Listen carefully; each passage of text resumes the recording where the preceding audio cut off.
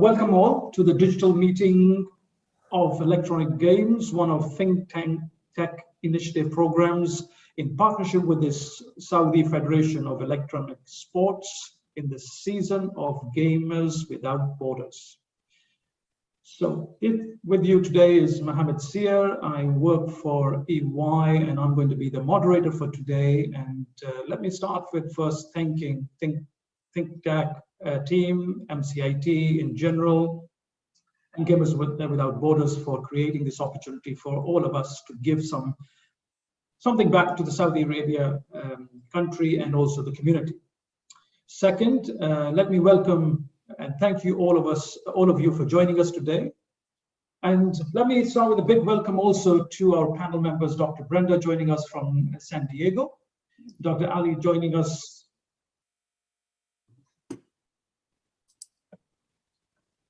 I think I will kick off the meeting now, and we'll start with making a quick intro. And then first of all, want to welcome all to the digital meetings of electronic games, one of think tech initiative programs in partnership with the Saudi Federation of Electronic Sports in this season of Gamers Without Borders. First of all, let me just give a very quick intro and of myself, and then we'll kick off. My name is Mohammed Seer. I work for Ernst & Young. I lead our digital government agenda in the Middle East region, and I'm very much looking forward to playing the moderator role on this amazing panel. Thank you, Think Tech team and Ministry of Communication and Information Technology in general, and Gamers Without Borders for creating this opportunity for all of us to give something back to Saudi Arabia and the community. And also welcome to all of you who have joined us today, and thank you for taking some time out to be with us. And a big welcome to our panel members, Dr. Brenda joining us from San Diego, and Dr. Ali joining us from Daytin, Ohio today, and Benjamin joining us from Europe. And a big thank you to all of you. I really appreciate you taking some time out of your busy schedules to support us with this session today. Now, I want to, before we go into the discussion, just really very quickly set the context. And we all hear about video games, and whilst there are many negative things we hear about it, there are also tremendous social benefits that can be drawn from them. And whether it is about learning and development benefits, health benefits, or social benefits, there are many for us to gain from. And that's going to be the main focus of our session today. What are the benefits of video gaming from a social perspective? So before kicking off, just want to very quickly talk through how the session will be structured. We'll kick off with a very brief introduction from each one of the panel members, and we'll also hear their opening perspective on social power of video games. We'll then move into a Q&A discussion. I have some questions of my own to ask for, but would very much like you guys to also, who are attending, to post your questions in the chat, and we'll be trying to pick them up and answer all of them. Also, I would encourage each of the panel members to feel free to post questions and add on the responses of other panel members. I would very much like this session really to be very casual, informal as possible. In fact, if it's where we are sitting around, a coffee table and having a cup of coffee and having a chat, because I believe that really will give true value to all of you in hearing the thoughts and views of our panel members. And finally, at the end of, as we're closing, I will ask each one of our esteemed panel members to share their closing thoughts before I conclude and bring the session to a close. Okay, so let's get started. Today, as mentioned earlier, we are privileged to have with us an amazing panel, all of whom, in my eyes, and I'm sure in yours, are not just experts in their chosen fields, but celebrities in their own right. And between them, they cover a diverse set of dimensions when it comes to social benefits of video games. So for one, I'm really looking forward to hearing their thoughts and views and insights that they will be sharing with us today. So let's kick off. If I can first start with Dr. Brenda, if you don't mind, please take a couple of minutes to 3 minutes to introduce yourself, and please also share with us your perspective on the social power of video games based on your respective area of expertise. Absolutely. And first off, thank you very much for the opportunity to be part of your Congress today.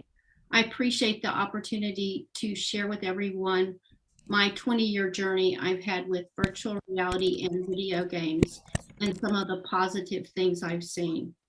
I am a licensed clinical psychologist in both the US and Europe, and I have developed and validated virtual reality and video game worlds for treatment, therapy, training, and education for the past 20 years.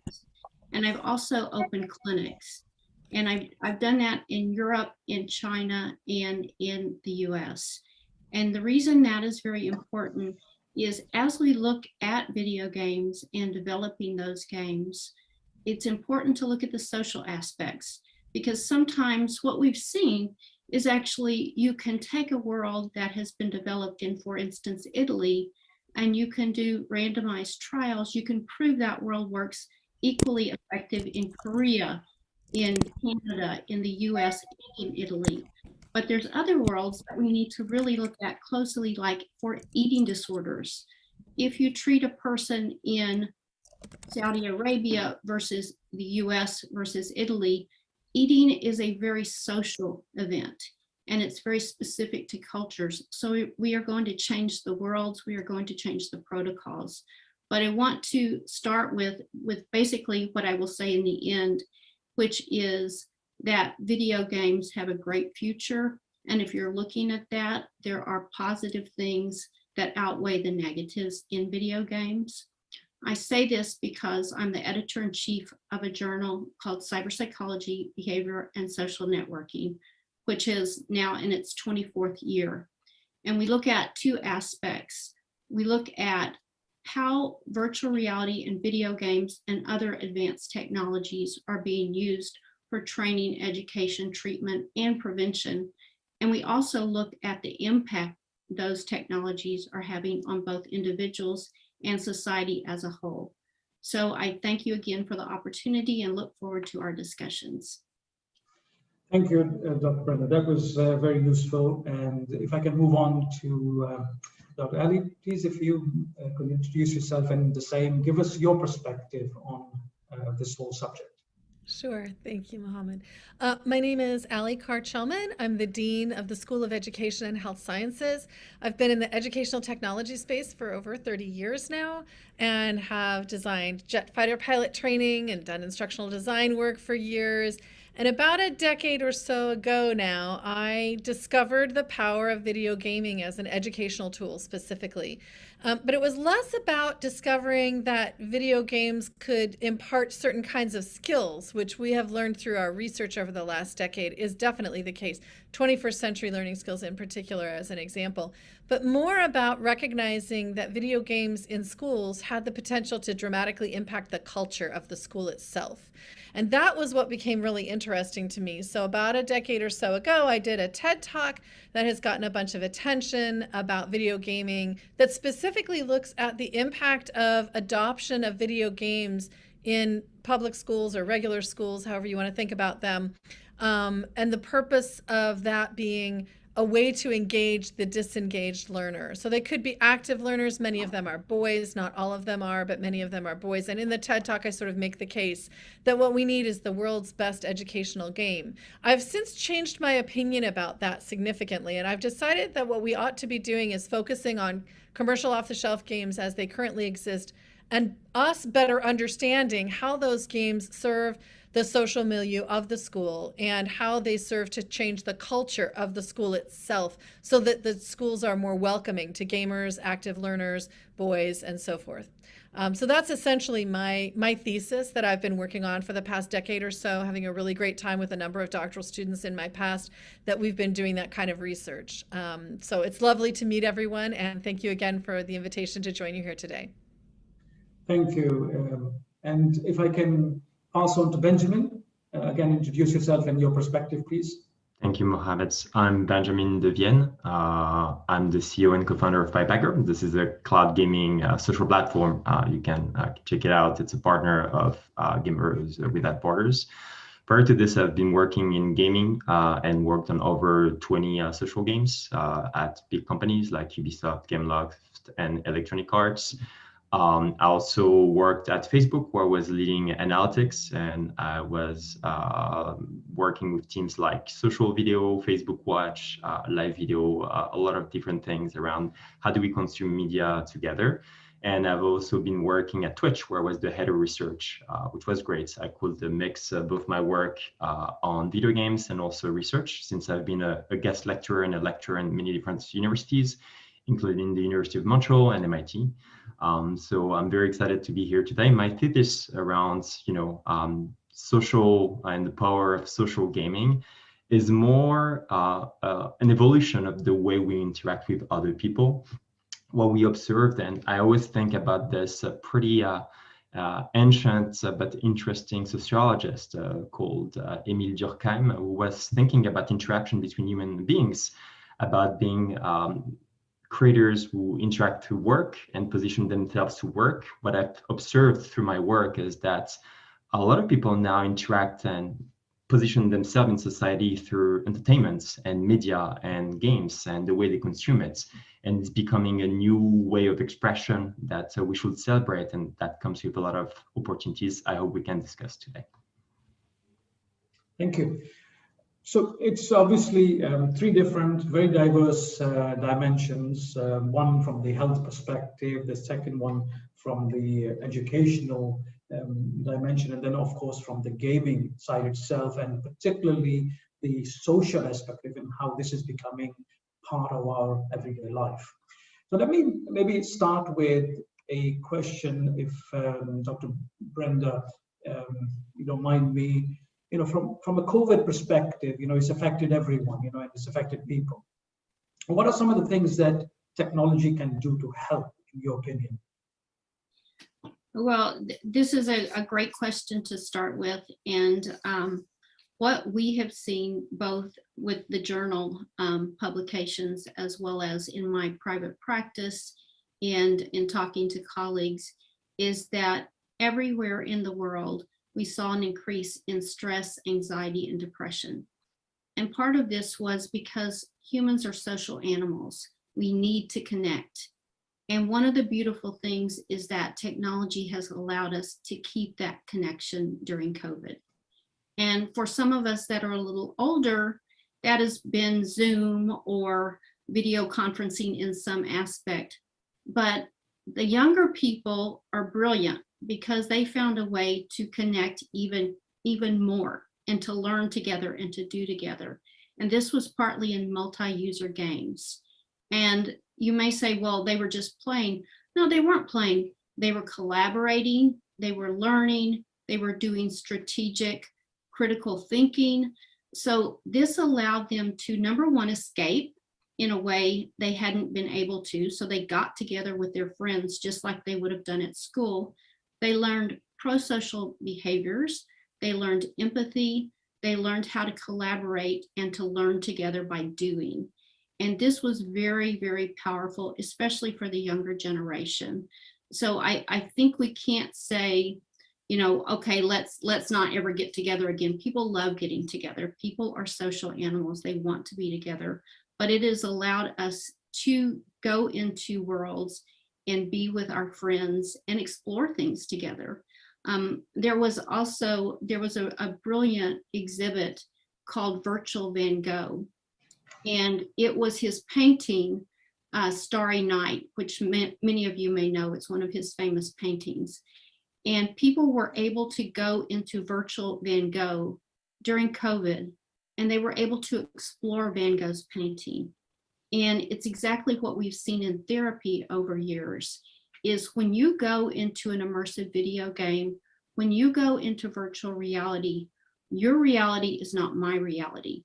You bring your own pieces, you fill in the pieces of that world, and you create your own reality.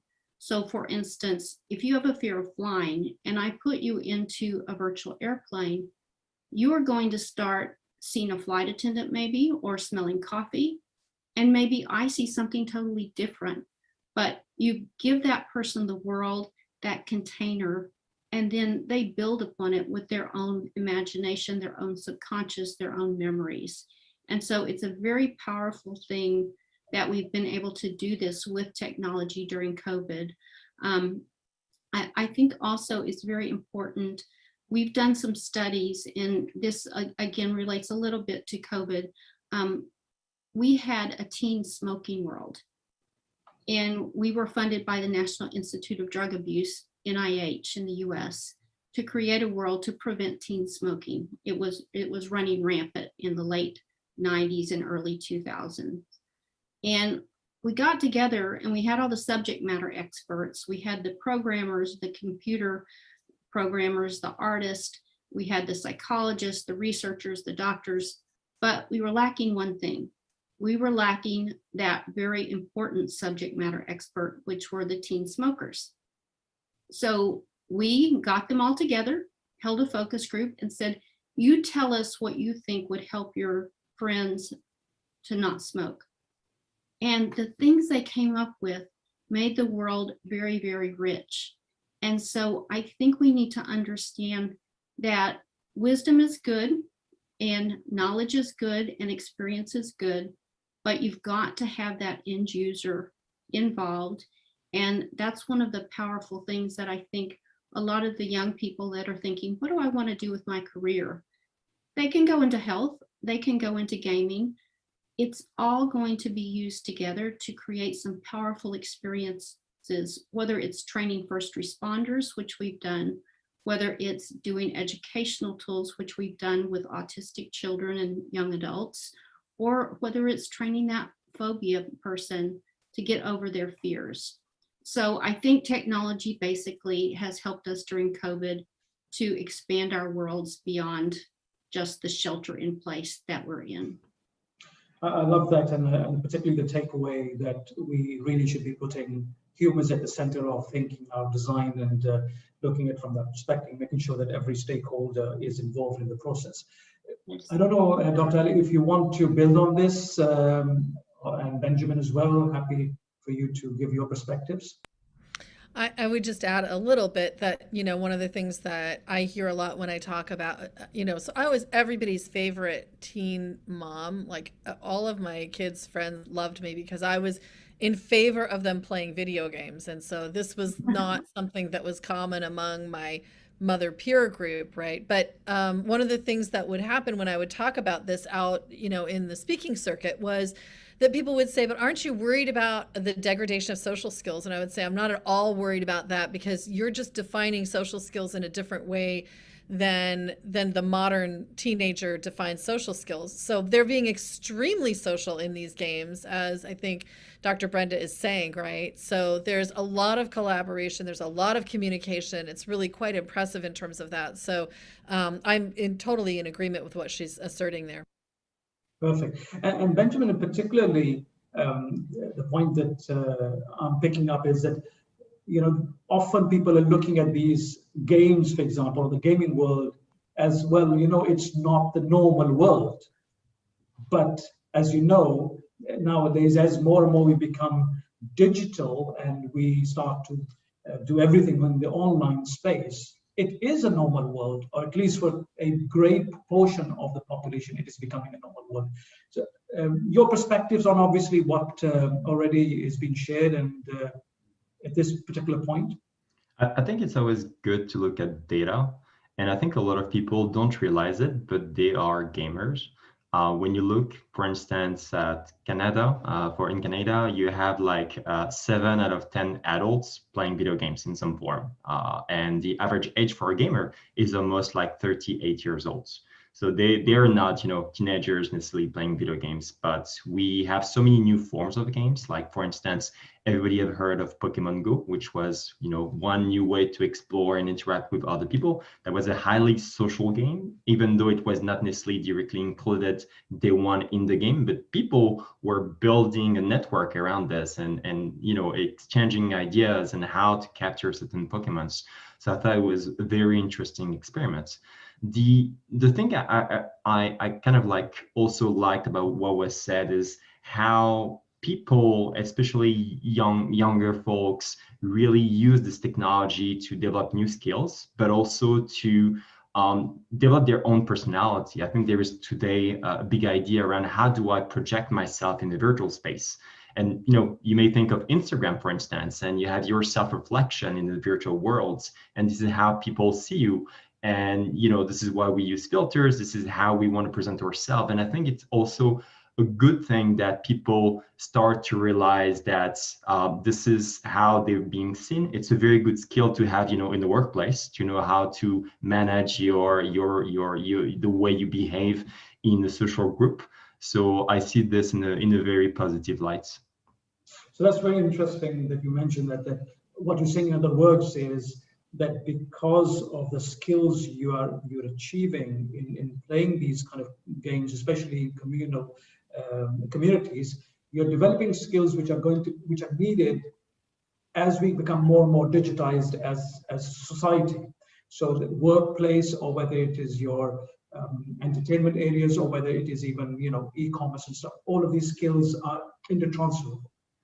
For sure. And when people play, they tend to show a little bit more of their personality. As part of my recruiting process, and I hired probably over 400 people over my career, I would almost always spend at least 30 minutes playing a video game with the person. That was, proper, since I was working in the video game industry. But it's always a good way to see the different types of people. And there is a very interesting author named Bartle. And he talks about the different types of players you may find in the game. You have the killers, the achievers, the socializers, the explorers. And everybody is a little bit of all of this in certain proportion. And they tend to behave in a certain archetype when they interact through play with other human beings. And I think this is a great way to, offer a new way of communication. We got a question from our audience, and particularly addressed to Dr. Brenda. Maybe you can reflect on this, and others can give some their perspectives as well. So I want to one day create a game. I'll read out the question. I want to one day create a game that is targeting social anxiety.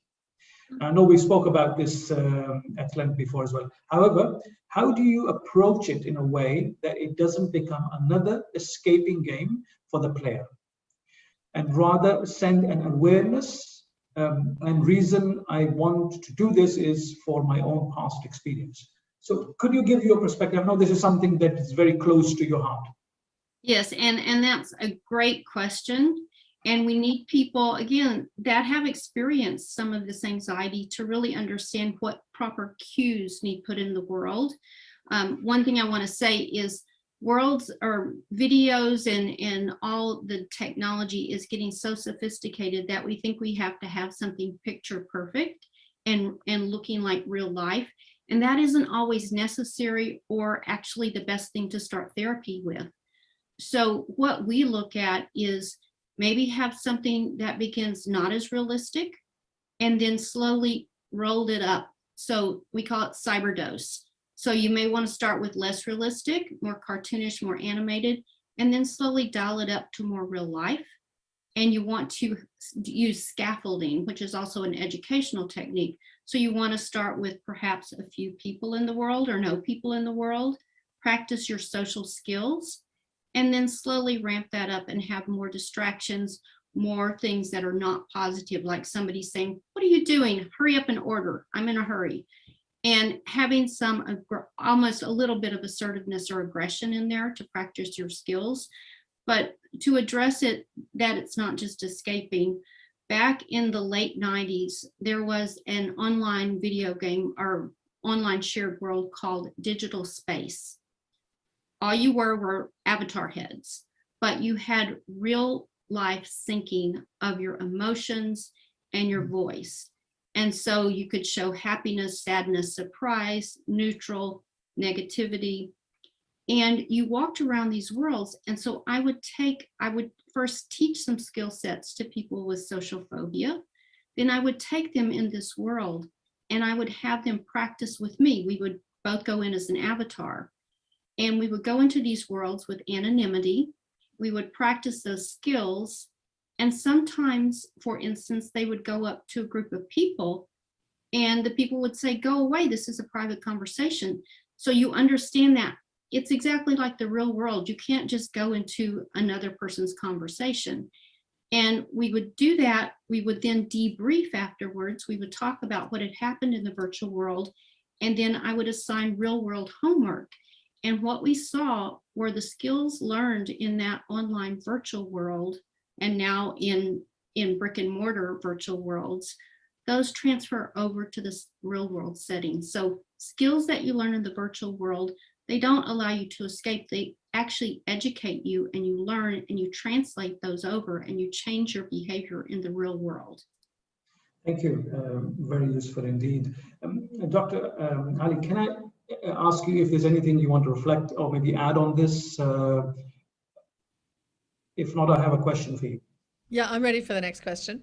Okay, so one thing that we hear so much about is concerns with video gaming in schools, particularly around violent video games, addiction, distraction. And so there's a lot of critique around that as well. And you mentioned at the beginning the positivity about it. How do you answer the critique or the critiques who basically are talking about it from a negative perspective? Yeah, so thank you for that. I think that there's a lot in the media about that sort of demonizes video gaming, and most of what you see in the media demonizing video gaming is not research or data based. It's just people's opinions, or their sort of, it's my intuition that this is what's happening, or it's my gut feeling that something like that is going on. And so we don't really get a lot of, I think, real data about this, in fact. So in general, when people ask me about what are you, aren't you concerned about addiction? I say, well, not if a child's life is relatively well balanced. So that's something that goes beyond what's happening in the video gaming itself. It becomes a family kind of issue. So it is something that's real. We should be aware of it. When we're in schools and we're using video games, we should be sure that we're on the lookout for addictive behaviors, and that we are helping that child become a full, whole, well-rounded person by encouraging them to engage in other kinds of related activities that might be of interest to them. Reading about video games, going to the library to play with the computer, thinking about learning how to code, things that may be of interest to them that take them a little bit beyond just being a consumer of the video game, for instance. So there are concerns about the addiction. We have to pay attention to that. I think the question about video game violence is one that has been really vastly misunderstood. There's a wonderful textbook or book called Misreading Masculinity that I would highly recommend. Understanding that that violent, especially fantasy life, is a completely normal part of development for most young men, is something that I think is not always remembered by folks who are older, and often not understood by people who are women. So I think it's really important to understand that violence within the context of the development of the individual. And I think oftentimes we overlook that. So for me, I think that what's interesting is that in schools, when we talk about violent video gaming, there's an immediate pushback that we really shouldn't be allowing this in the school because it's violent. And Minecraft is perhaps one of the most easy targets in terms of this. Everybody loves Minecraft, but Minecraft EDU is not fun. And the reason why is because they eliminated the zombie pigs and sheep. Now we're talking about Lego block level of animation. But they didn't want zombies in there. And there was a big feeling among parents that we don't want to talk about what zombies mean. We don't want to have to address the religious overtones or non-overtones of zombieism. And it was just sort of taken to a degree that misses sort of the point of what's fun about the game in many ways.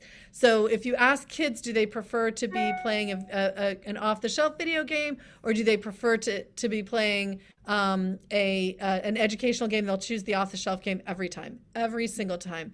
So human motivation being what it is, we need to pay attention to that and understand that for many, especially young men, the introduction of video gaming represents an important cultural moment, articulation moment in schools. So I don't know that completely answers the question, but it's a good start anyway.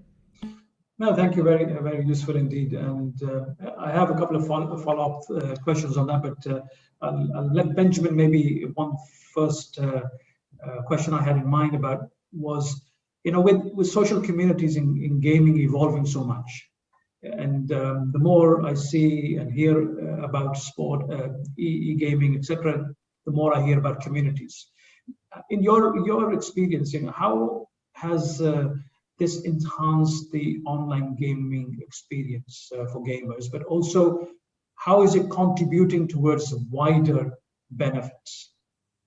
I think it's Brenda who said that, but we're social creators. So we're social animals. We want to be in a group, in a herd, and it feels good to belong. It feels good to belong to a group, to people who will think alike and really make us feel in a certain way.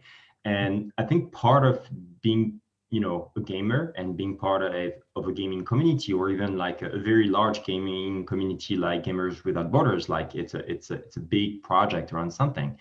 It helps us to federate around an idea. And what's very interesting with gaming is that it promotes micro communities, but also it promotes belonging to multiple communities.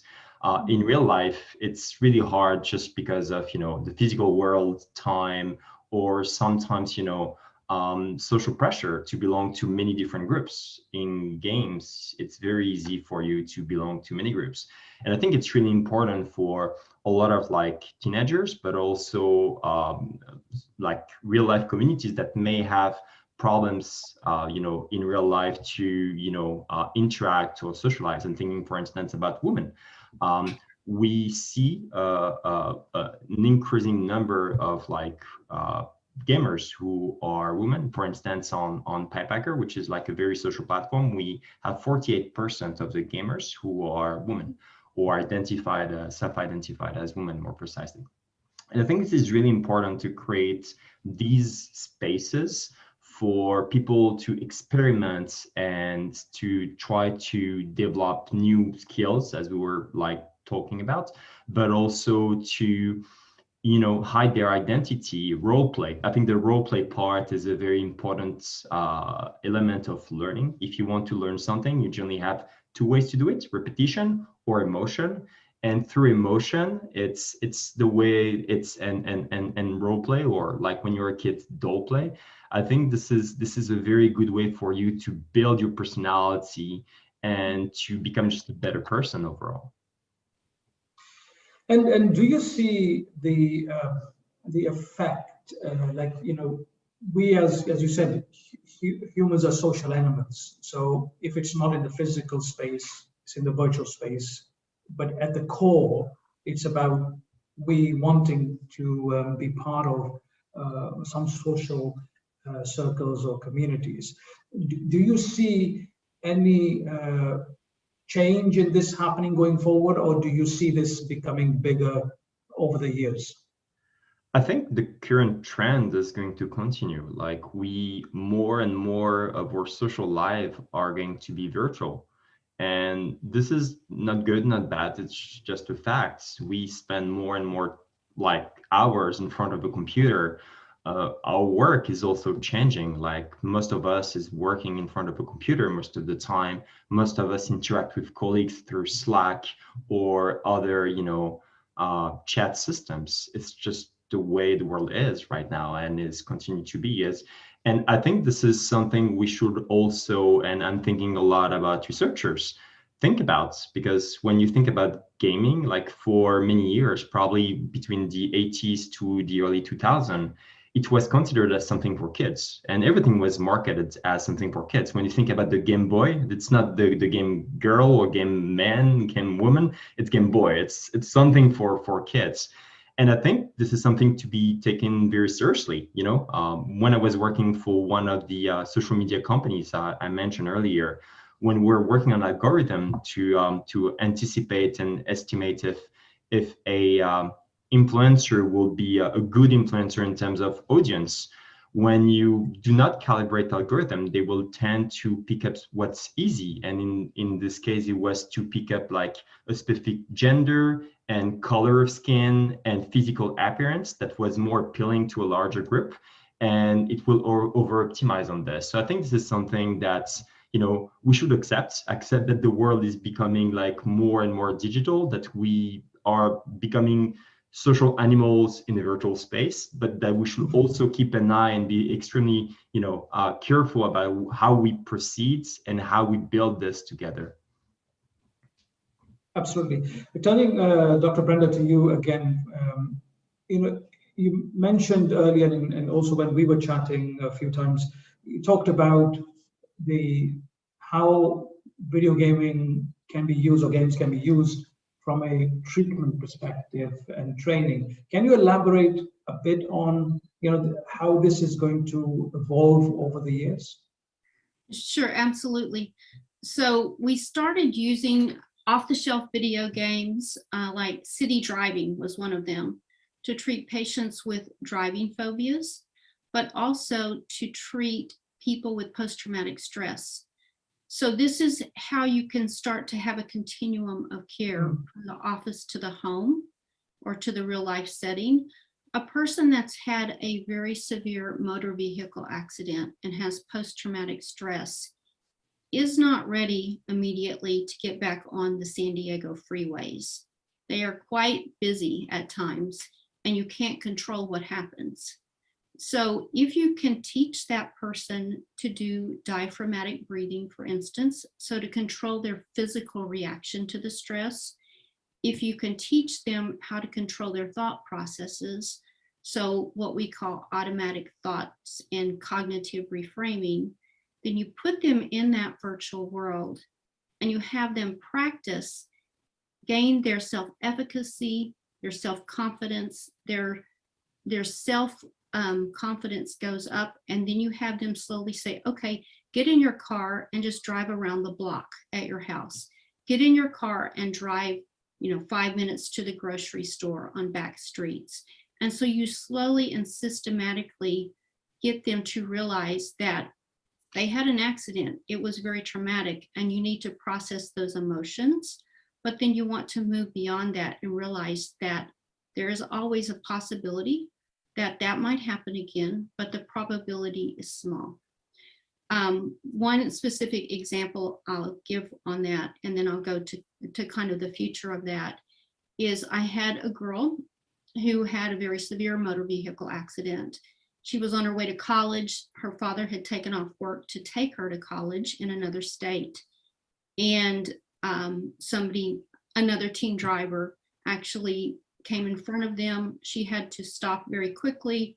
Her SUV rolled over several times, and she was upside down, hanging from her seatbelt for an hour while the jaws of life got her out of that vehicle. Her father was next to her, and he had been killed on impact. So she had to deal with the grief, the guilt of killing her father, which she did not kill her father, but she had to deal with all of that. When I put her into the virtual world, which became very real to her, all she did was put her hands on the steering wheel and cry. She couldn't turn on the gas. She couldn't go forward.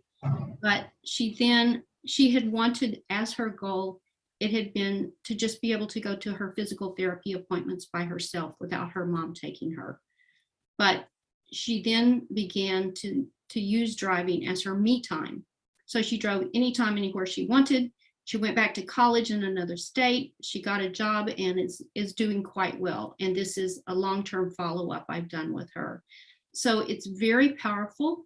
We're also seeing this progress from a disease model to a prevention model. So with mobile apps, with video games, with the internet and telehealth, we're actually seeing people take these tools and we're giving them what I call response ability. So the ability to respond and do self-care and self-help. And this is the wave I think that healthcare has been going. It started more in Europe than it did in the US, but we're now realizing here too, it, number one, increases quality of life in individuals. Number two, it lowers healthcare costs. And number 3, when we do the integrated care, so putting mental health and physical health together, we see a lowering in, for instance, symptoms of heart disease, symptoms of obesity, symptoms of several diseases, because you have to treat the whole person. So I think this is the exciting thing, is that we can move the needle from disease to prevention with a lot of these tools. And I see that as the wave of the future. Also, with the cost going down, we're going to see more people able to implement the programs. Great, and obviously we will see more and more hybrid models evolving, where we can leverage both of the powers of both of the worlds for the betterment of people. Dr. Ali, if I can come to you, you spoke about earlier the focus of culture in schools. That should be, we see that as probably the best value or benefit coming from this, rather than the conventional benefits that we think about in the classroom itself. Can you elaborate a bit more on that, and if you can share maybe an example of how this has manifested into a positive change in culture? Sure. So there aren't a lot of schools right now that are undertaking opportunities to have especially violent video games at the elementary level, which is where we are losing most of the active learners that we lose. We lose them by 3rd grade. Thinking about adopting video games at the high school is useful, but it's not necessarily going to change the culture. The place that we see the biggest cultural shift that is needed is actually at the elementary school level. And just as an example, one of the cultural things that a lot of people may not be aware of or realize is that the elementary schools are really very female-dominated spaces right now. So for active learners, whether they're boys or girls, this can be very a difficult space for them culturally to exist. They're not designed for active learners. They're designed for mostly girl compliant learners, I would say, but not entirely. I don't want to get too far down the gender, road there, because we see lots of, there's a lot more diversity in group than between groups. So we already know that. But what we see is that in places that have tried this kind of thing, there's a pretty significant re-engagement of populations who feel disenfranchised by the way that the school is set up. So a statistic that most of us may not be aware of is that somewhere between 93 and 94% in the United States currently of classroom teachers from preschool through 4th grade are women. So there's almost no men teaching at that level. That number is even more small when you look for any kind of diversity, racial diversity among that group, or socioeconomic diversity among that group. Those numbers go down even more. So for a young African-American boy in a classroom in a relatively impoverished neighborhood, he doesn't look at the school as a place that he belongs, because he doesn't see any role models of himself in and among the teachers. So the culture of the place is very uncomfortable for that child. For years, they live with that. In grades 1 and 2, they begin to learn how to read, and most of the stories are not very diverse. Most of the stories are about things like a girl and her horse. They're not very interesting stories. They're not usually nonfiction, and so forth. So it's a pretty significant, in my opinion anyway, a pretty significant cultural shift to try to get games, especially violent video games, into schools. We don't have to put violent video games into schools to make this shift. There are other ways that we can do it. Like we can have bouncy balls in every classroom from preschool through 2nd or 3rd grade. The exercise balls that ask you to do constant corrections. That's really good for active learners, and it's really hard for teachers, because all day long they're seeing kids bouncing up and down. It's just not what they're quite used to. But asking kids to sit in seats all day long is a really very difficult thing for them. And that's where the cultural shift comes. So for me, it's less about the particular content or getting a particular kind of game into schools, and more about asking us to take our kids where they are today and recognizing that our kids are going to differ from each other significantly. And so asking for our teachers and our school administrators and our parents and our legislators to understand that schools need to meet children where they are, I think is a really hard thing. But that's the conflict, that's the cultural conflict, the intractable nature of the culture of schools today. So I don't know if that completely answers the question, but I think that for me, that's what's really interesting about using video games in schools, is the potential to dramatically leverage and shift the culture of the school. Just to build on to that, if I look at from an educational perspective, are you seeing more use in games where there is competition amongst, in communities, or are you seeing more in where they're using it on their own? So most of the things that we see, even in the more progressive spaces, are heavily narrative games and educational games, drill and practice that could be done better with actual flashcards with a real person, because when real people engage with you in your learning, you feel like somebody cares about your learning. So it actually can matter. We see a lot of flashcard type things that are educational games. We don't see a lot of competitive games. We don't see a lot of violent games. The few places that we see that are typically in libraries. And part of the reason for that is that schools have so much pressure on them, and teachers have so much pressure on them to produce results on tests, on standardized examinations, to demonstrate achievement of particular pieces of content that our culture has said everybody must know how to do this in Algebra 1 or what have you. By 4th grade, they have to read at this level. And so there's so much pressure on them to do that, that the classroom teacher has no time left in their day to either learn about gaming or utilize gaming. It's just not something that's very realistic. So we see the most innovative things happening in libraries today, actually, where there's they still have curricular pieces that they have to reach, but there's a little bit more ability to integrate the technology into the library experience. Great, thank you for that. We have a question from our audience, Najla. A few questions, actually, 3. I'm going to start with the last one because I think that's the most interesting one. And for everyone, if you can do it as a quick fire round on this to get these 3 questions. So what is your advice to game designers, developers to look at when designing and developing games? So I'll start with you, Dr. Alif. So advice to game designers when they're looking to design or develop games. Any particular thoughts? They don't need any advice from us. They have completely cracked the code of human motivation.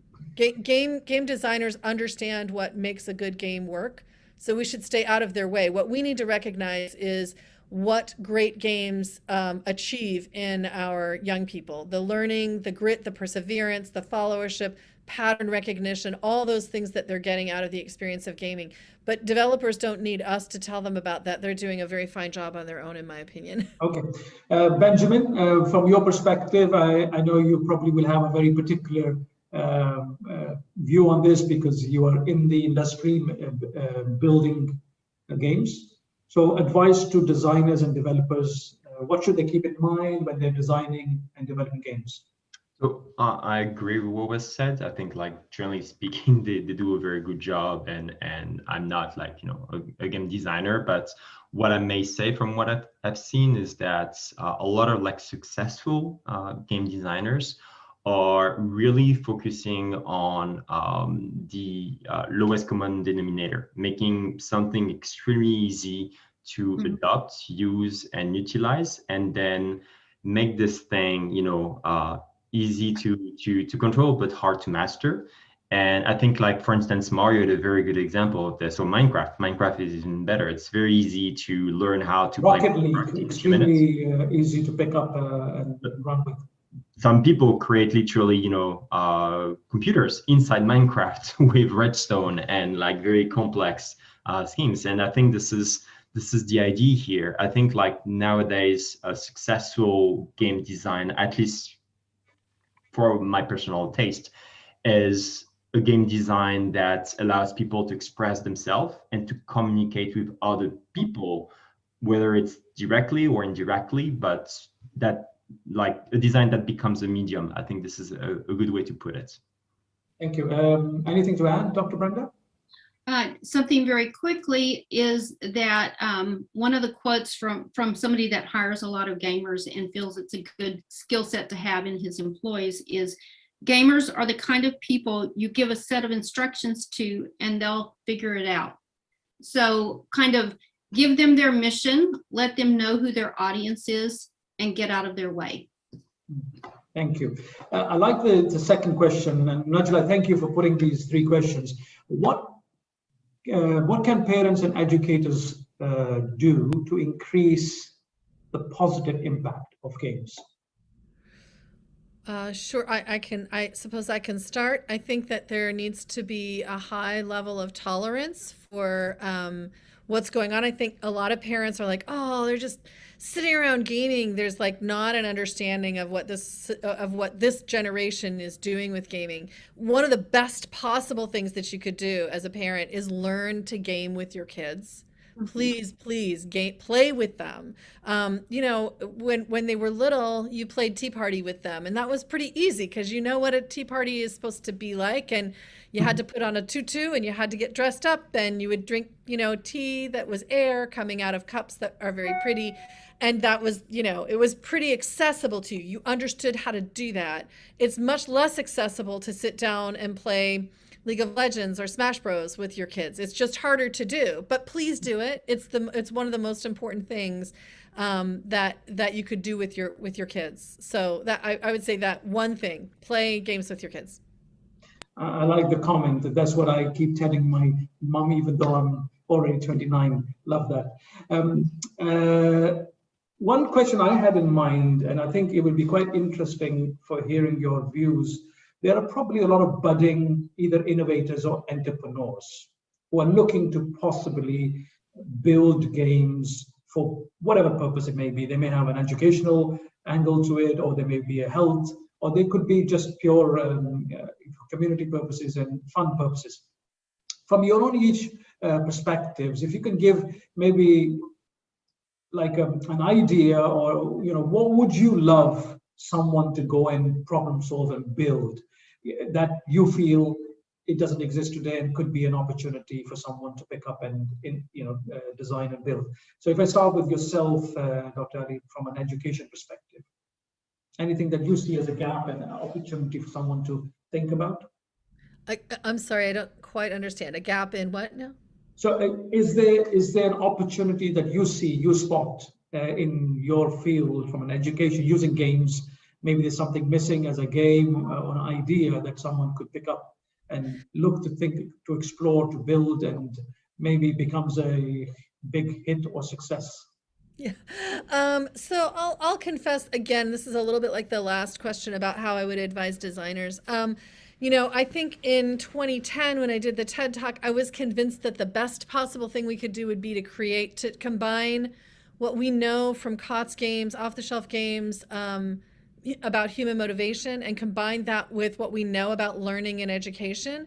I've abandoned that project entirely. I don't think that that's the way for us to move ahead.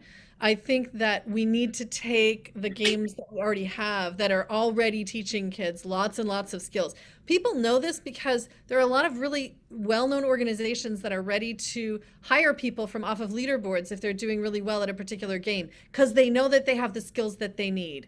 Communication, followership, leadership, grit, perseverance, all the kinds of things that we've been discovering in our research.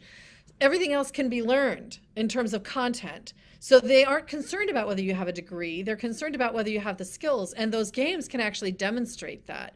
So from my perspective, the games are already out there and they're doing a really good job. But I think my colleagues might have better answers than I have for this, because mine would be to say, I look to the leaders in the gaming industry, like my colleagues here today, to be able to direct us in that way. I'm not looking for the best educational game in the world, because I don't think kids will like it.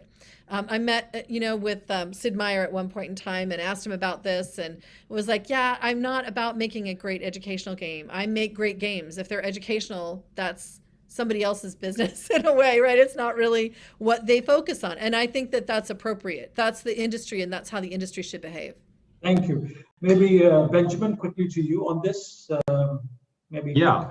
And I think this is a very interesting question. One thing we don't necessarily think about is accessibility, especially for people who don't have the equipment or even internet. Like we're very often thinking about this from a Western point of view, which is we have good internet most of the time. We have like equipment to run these games. I think right now, one of the big challenges is how do we also allow the next 2 billion players who are maybe right now in Southeast Asia, Brazil, India, Africa, to access these games and to also create new opportunities for their people. And this is, I can talk about this because this is one thing we're trying to solve at Piepacker. We really try to rethink cloud gaming, but make it extremely accessible no matter what's your internet connection, or if you have a very old phone, it's going to work the same. It's not like, some more modern games that require a lot of like things. So one advice for, entrepreneurs is try to fill this gap, try to fill the accessibility gap and to serve the next 2 billion players. Thank you. Dr. Brenda, anything to add on this?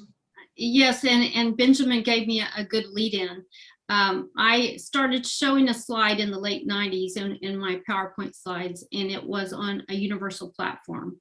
And I think we've seen that now with Netflix, Amazon, things like that. We've seen universal platforms, but one of the there's been 2 difficulties in healthcare. Number one, your equipment doesn't work with my equipment, doesn't work with the next person's equipment. So a clinician wanting to get started has a lot of difficulty doing this. It also makes it very difficult to put into electronic health records, or for a health system to put into clinical pathways.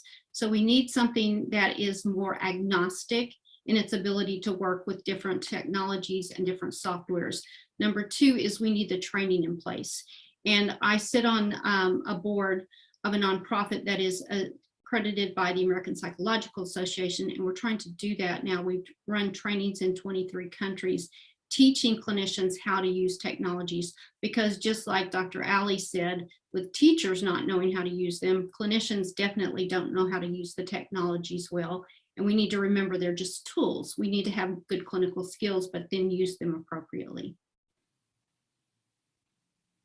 Thank you for that. We are getting close to closing time, but I've been told that we can continue for another 5 minutes or so. Can I maybe leave the floor open to you if there's any particular question you want to pose to a panel member that you felt from the conversation needs exploring further? Yes, I would be curious to hear what my colleagues here think about VR and how it's also impacting, their work and their future research. I'm happy to give a real quick 1-minute thought about that. Just that I've been to a number of VR conferences of late and think that there are some really good opportunities there for more immersive experiences. I'm interested in working on like lab schools that are interested in engaging in more VR spaces. There aren't very good VR spaces in most schools right now, so it's not something that we're adopting readily at the present. I think that they require a certain amount of funding that most of us don't have, and spaces that, so it's not just about getting VR into the school, but also about making sure that the school has sufficient spaces that are configured in the proper way. I'd really love to see kids creating VR in an ultimate kind of world. That would be an ideal, having a lab in most schools where kids could go in and not only experience, but they could create and design their own. I think that would be really exciting with, specific kinds of objects and things like that would be really nice. So that's my thinking about that. But I think it's, again, I think it's definitely related here. So. Thank you. Dr. Brenda, anything to add on that?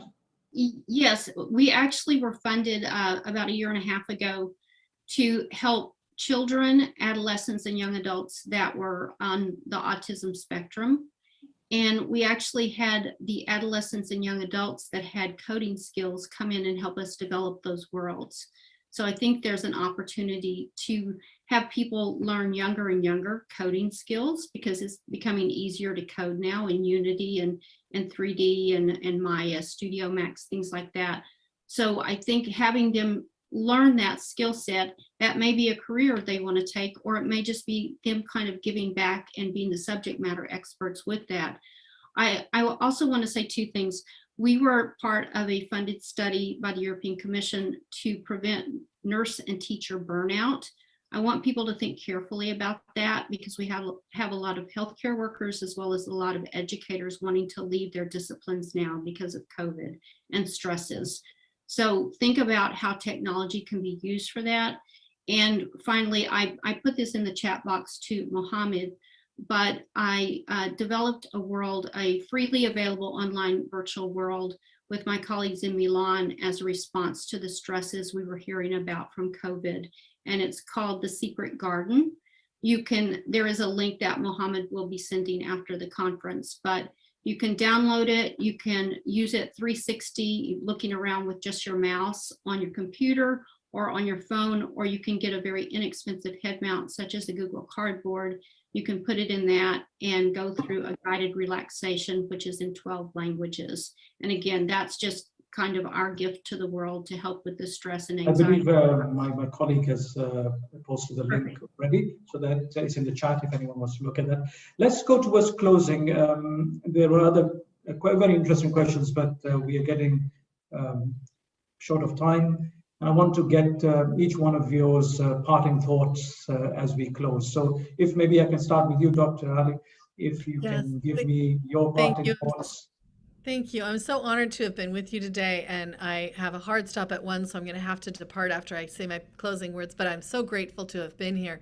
I think this was a great exchange, and I'm really impressed with what this organization is doing, and I'm really pleased to have been a part of it. I think that some of the exchanges around the social power of video gaming were really very exciting and interesting. It was really fun to hear from my colleagues and to hear the questions from the group. So again, I just thank you for the opportunity, and I hope that we all play more games. I think that would be good for all of us.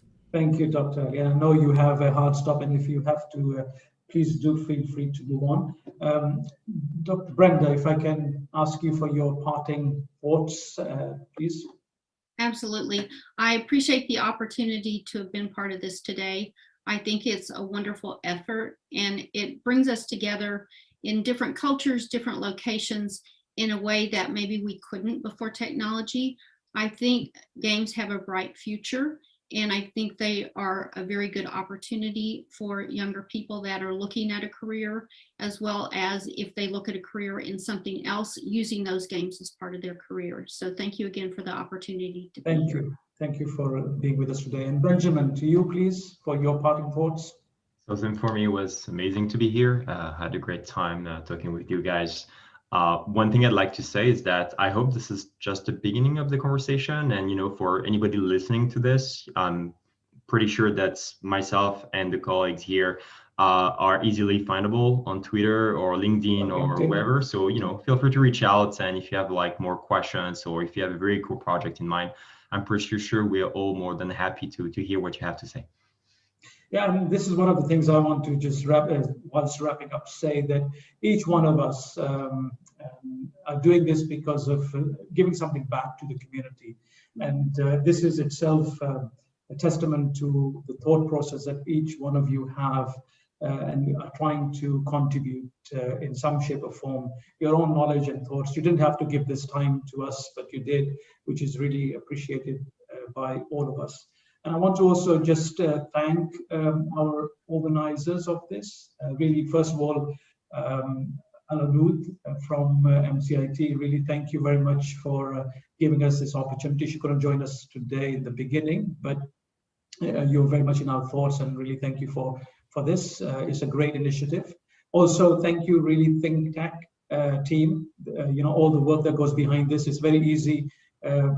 For us it seems very easy, but behind the scene there's so much hard work that goes into making these all happen. And of course MCIT, the Ministry of Communication and Information Technology in Saudi Arabia, really doing a fantastic job in doing these kind of initiatives to really inspire the youth of the future and give them some food for thought for what their careers could be about. And they want to very much encourage and build the digital economy and get the youth inspired to really contributing and wanting to be innovators of the future. And of course, Gamers Without Borders, last but not least, really great what is happening and how we are going cross borders, and the whole gaming thing itself, it tells us that we are breaking through boundaries of a national level to really work together and play together and build communities, which itself is an amazing opportunity. So thank you, everyone. With that, we'll close the session, and hopefully we will see you all again at some point in the future. There are a number of others which are happening in this series, so do join us for the next ones when we will be live. Thank you. Have a great evening. Thank you. Thank you.